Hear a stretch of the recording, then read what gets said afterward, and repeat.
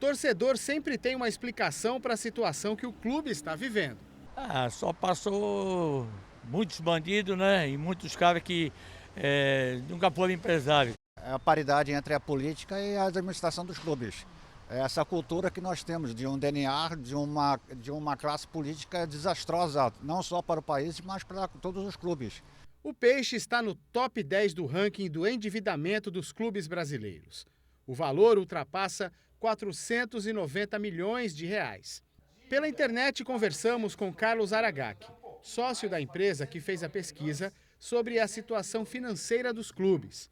Ele explica que a maior parte da dívida do Peixe é tributária. Hoje, no Santos, metade da sua dívida é tributária, que é, vamos dizer assim, significativo. A dívida bastante reduzida é a bancária, então o Santos não tem grandes problemas com bancos.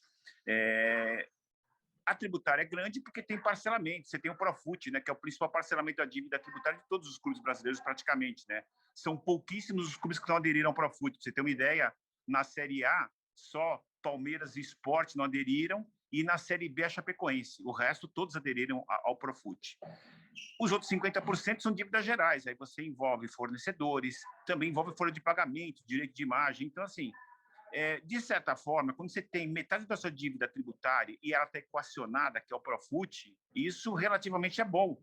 O duro é quando você tem uma dívida no curto prazo e você precisa pagar e não tem caixa, que é o caso clássico de todo mundo, que é a folha de pagamento e direito de imagem. Se você não pagar isso, o futebol não anda. O clube que mais deve é o Atlético Mineiro, com 1,236 bilhões.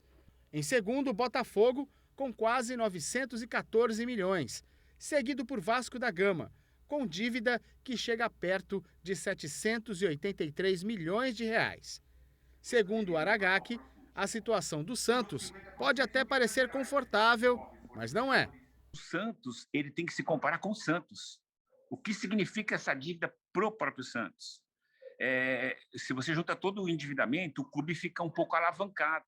Então, assim, se você está alavancado, você não tem recursos suficientes, por exemplo, para investir. É o momento em que você tem que investir na base, cujo custo é menor.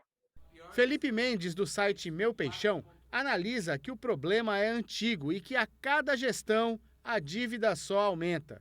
A gestão Laor encontrou o clube com 222 milhões de reais em dívidas e entregou a gestão Modesto com 372 milhões. Nesse período, nós tivemos um endividamento de 150 milhões de reais. Modesto Roma assumiu, pegou a dívida em 372 e entregou a José Carlos Pérez com 397 milhões, totalizando aí 24 milhões de reais em endividamentos no período da sua gestão. José Carlos Pérez pegou com 397 e entregou recentemente em dezembro de 2020 com 573 milhões de dívidas. Felipe acredita que os culpados deveriam ser punidos com rigor. O máximo que acontece é uma expulsão do quadro de sócios. A partir do momento que os gestores forem punidos com seus patrimônios, até com a sua liberdade, com certeza a gente não vai ter esse tipo de gestão que vem acontecendo.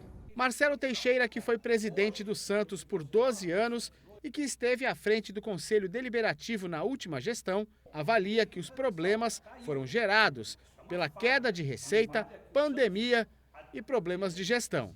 Você tem que ter uma administração coerente, séria, progressiva, para que você justifique o aumento de arrecadação. O aumento de arrecadação do Santos não aconteceu na proporção que vinha ocorrendo nos 10 primeiros anos desse século. Quando nós deixamos o Santos em 2009, o Santos era o quinto clube que mais arrecadava dentre aqueles que disputam a Série A do Campeonato Brasileiro e, igualmente, dentre os 4 melhores que arrecadam no Campeonato Estadual, que é o Campeonato Paulista. Hoje, se você for avaliar aonde está o Santos com os direitos de transmissão, nós estamos do 10º colocado para baixo. E sobre o futuro do clube, o eterno presidente é pragmático. Óbvio que se você tiver esse endividamento cada vez maior na questão tributária, automaticamente o Santos entrará num ciclo onde você não vai ter uma esperança de você ter um resultado melhor, de um resultado positivo para o clube. A sacada é quando você consegue realizar uma receita significativa com a base, todas as gestões deveriam capitalizar parte dessa receita para quê? Para amortizar a dívida. Porque quanto mais você abaixa a dívida e menos dívida tributária, por exemplo, você tem, vai sobrando mais recursos para você investir no futebol e ter elencos fortes. Então, você tem uma base forte e contrata gente boa. A torcida vem junto, os contratos de televisão vêm junto, a publicidade vem junto. Agora, quando você canaliza 100% das receitas de um clube que gera receita para a base e não investe em parte para o serviço da dívida, e basicamente você investe no futebol ou em outras questões, a situação se complica. O senhor vê uma saída para o time, não?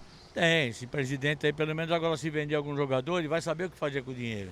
Agora os outros não, os outros pegavam, porque não tá nem aí, comprava, que quando compra um jogador muito caro, que nem o Damião, que nem aquele o Ever lá, é onde eles podem tirar um dinheirinho para eles, né?